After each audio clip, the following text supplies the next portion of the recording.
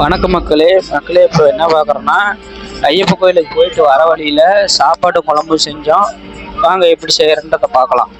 பச்சை பயிர் குழம்பு வைக்கலாம் பாருங்க. தண்ணி உடைய கொதிக்க வச்சுக்கிட்டோம். பச்சை பயிர் வறுத்து வச்சுக்கிட்டோம். தண்ணி கொதிச்சிச்சு பாருங்க.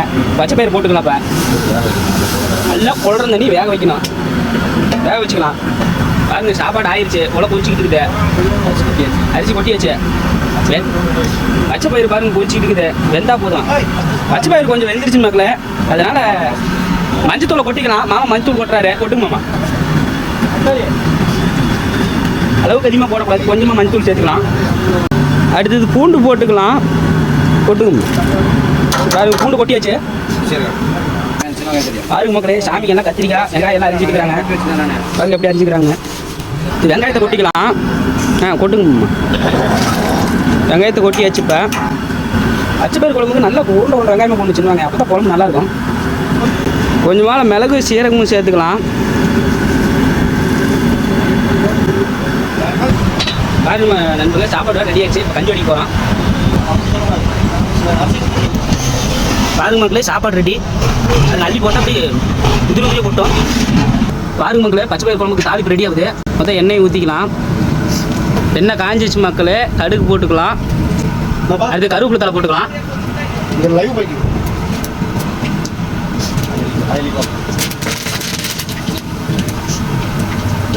பாருங்க மக்களே, வெங்காயம் போட்டுக்கலாம். அடுத்தது கொஞ்சமாக சிறிதளவு வெங்காயம் சேர்த்துக்கலாம். ஒரு வெங்காயம் பாருங்க. தாளிப்பில் பாருங்க கத்திரிக்காய் பட்டை வரக்காய் சேர்க்குறோம். ஏன்னா வெறும் பச்சை பயிர் சாப்பிட்டா நல்லா இருக்காது. நல்லா கழுவிக்கலாம் காயை. பாருங்க வெங்காயமும் கருவேப்பிலும் தாளிச்சாச்சு.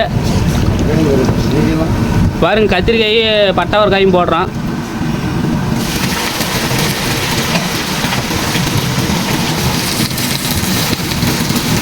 குழம்பு தேவையான உப்பு சேர்த்துக்கலாம். கொடுங்கம்மா. எனக்கு சமையல் மாஸ்டர் மாமா தான். டாட்டா சால்ட்டு பிராண்டான சால்ட் நீங்கள் வாங்கி போட்டுங்க. போட்டதுக்கப்புறம் கிண்டி விட்டுக்கலாம். நல்லா கொஞ்சம் கிண்டி விட்டுக்கலாம். நல்லா வதக்கி விடணும். இந்த அளவுக்கு வதக்கணும் அந்த அளவுக்கு காய் டேஸ்ட் கொடுக்கும். பாருங்க வரமிளகா போட்டுக்கலாம். தேவைச்சவனுக்கு பாருங்க மிளகா காரம் கொடுக்கும். காஷ்மீர் மிளகா பாருங்க. காய் இப்பயே மனம் வீசுது. உங்களுக்கு தெரியாது, அது எனக்கு தெரியும். மஞ்சத்தூள் கொட்டிக்கலாம். தேவையான அளவு மஞ்சத்தூள் கொட்டிக்கலாம். ஒரு தேவையான அளவு சாம்பார் போட்டு பாருங்க மக்களே. காய் எண்ணெயிலே நல்லா வெந்துக்குது. வெந்ததுக்கப்புறம் சாம்பார் தூள் போட்டுக்கலாம். நல்லா வேக விடணும் எண்ணெயிலே. பாருங்க மக்களே, கொஞ்சமாக பெருங்காயத்தூள் போட்டுக்கலாம். எதுக்குன்னா ஜீரண சக்திக்க. பாருங்க எப்படி போடுறாங்க. பாருங்க காய் நல்லா வதங்கிடுச்சு. சாம்பார் தூள் கொட்டிக்கலாம். பாருங்க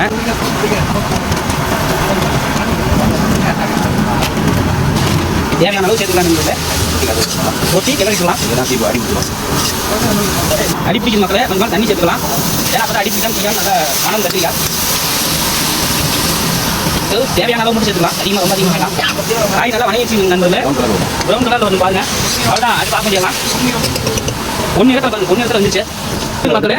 பச்சை பயிர் இந்த அளவுக்கு வேகணும். அப்போ தான் சாப்பிட்டு நல்லா இருக்கும். மத்தில் கடையும். பச்சை பயிர் நல்லா கடையிறதுக்காக தண்ணி இழுத்துக்கலாம். பாருங்க நான் வெங்காயம் பாருங்க. இந்த ஸ்டேஜ் நல்லா கொடுங்க. அப்போ தான் டேஸ்ட் போடுவோம். தண்ணி இழுத்து நல்லா கடைஞ்சுன்னா செம்ம டேஸ்ட் கொடுக்கும். எண்ணெயில் தாளிக்கிறோம். கட் பண்ணி போடணும். சரி பாருங்க நல்லா இருந்துச்சு. கடையிறதுக்கு ரெடி ஆயிடுச்சு. பாருங்க மக்களே, பச்சை மாமா கடையிறாரு. பாட்டை கொஞ்சம் பெருசாக இருக்குது. பிள்ளைங்க பாருங்க பச்சை பயிர் நல்லா கடைஞ்சாச்சு. அடுப்பு வைக்கணும். அப்படி இப்போ என்ன பண்ண போறோம்னா எடுத்து அடுப்பு மேலே வைக்கணும். பச்சை பயிர் குண்டாவை அடுத்தது அதை வந்து அந்த இருக்க தண்ணியை மிக்ஸ் பண்ண போகிறோம்.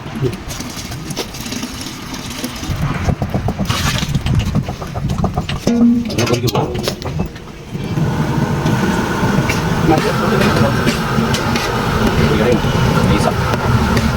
அது புளி தண்ணி ஊற்றிக்கலாம். புளி ரெடி ஆயிடுச்சு. நல்லா கரைச்சி ஊற்றிக்கலாம்.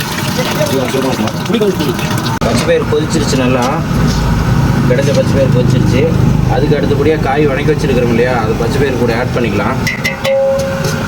ஏன்னா காய் இந்த அளவுக்கு வதங்கிச்சுனா தான், எண்ணெயில் வதங்கிச்சுனா தான் சாம்பார் பொடி போட்டு வதங்கிச்சுனா தான் குழம்பு நல்லா டேஸ்ட்டாக இருக்கும்.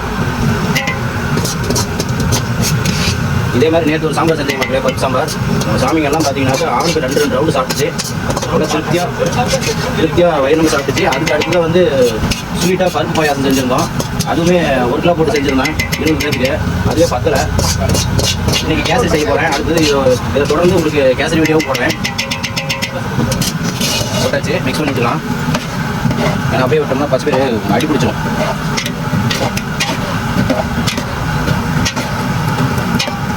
நல்லா மனம் வருது.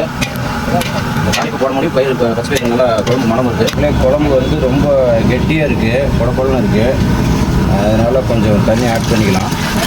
ரொம்ப தண்ணியாகவும் வரக்கூடாது, அது நல்லா இருக்காது, டேஸ்ட் கொடுக்காது, ரசம் மாதிரி ஆகிடும். அதுக்காக ரொம்ப கெட்டியாகவும் இருந்தாலும் சாப்பிட்றது நல்லா இருக்காது. இது காயிலையும் சாம்பார் பொடி போட்டிருந்தோம். ஆனால் அது குழம்புக்கு போடுறப்ப இப்போ குழம்புக்கு ஆட் பண்ணுறோம். அது மறுபடியும் ஆட் பண்ணுறோம் அப்படின்னா அது குழம்பு டேஸ்ட் கொடுக்காது, காய்க்கு மட்டும் தான் டேஸ்ட் கொடுக்கும். மக்களே, பச்சை பயிருக்கு தேவையான அனைத்து பொருள்களையும் போட்டாச்சு, பருப்பு கிடைச்சாச்சு. இப்போ உப்பு சரியான அளவு இருக்கா குழம்பு டேஸ்ட் பண்ணி பார்ப்போம். மாப்பிள்ளை தமிழ் பாப்பா அப்படி டேஸ்ட் பண்ணி சொல்லுங்க. உப்பு சேர்த்து சொல்கிறாங்க. போடலாம். அந்த குழம்புக்கு பெருங்காயமும் சேர்த்திக்கலாம். காயில் போட்டிருக்கேன், குழம்பு போடல. இந்த குழம்புல ஆட் பண்ணிக்கலாம். அது வந்து பச்சை பயிர் குழம்பு, பருப்பு குழம்புலாம் சாப்பிட்றோம் அப்படின்னா ரசத்துக்கு இதெல்லாம் வந்து பெருங்காயம் சேர்த்திட்டோம்னா வந்து உடம்பு நல்லது, ஜீரண சக்தி அதிகப்படுத்தி கொடுக்கும்.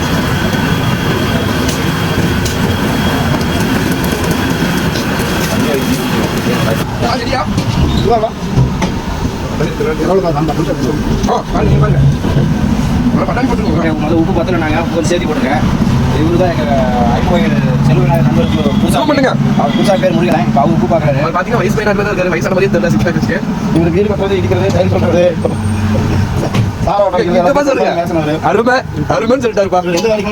பச்சை பயிர் குழம்பு ரெடி ஆயிடுச்சு.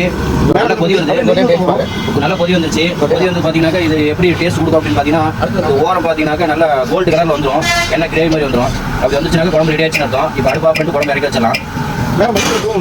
குழம்பு இறக்கி வச்சுட்டு குழம்பு இறக்கி வைக்கிறோம். குழம்பு இறக்கி வச்சதுக்கப்புறம் கொதி அடங்கட்டும். கொதி அடங்கினதுக்கப்புறம் மல்லித்தலை போட்டு குழம்பு ரெடி பண்ணிடலாம்.